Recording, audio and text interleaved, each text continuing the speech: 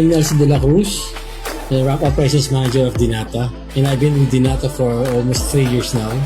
In Ramp Operations, there are several sections. We have the Dinata Technical, which is covering technical aspects of the aircraft. Another section was the GSE department, or the GSE section, performing preventive maintenance, fixing some quick fix for some small troubles of the equipment.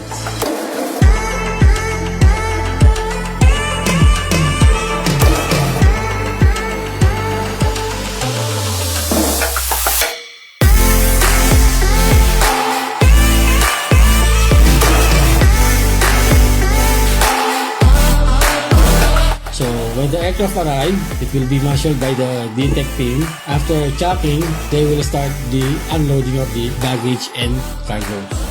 I can say efficiency-wise and professionalism, RAM team is number one. Golden rule, teamwork. Teamwork.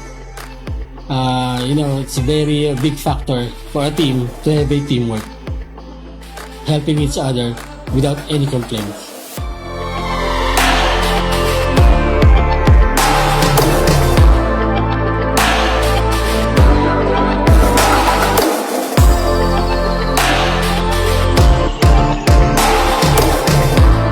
But then again, at the end of the day, the main goal of the team is safety. Like what company is trying to implement, that safety should be priority of each and everyone.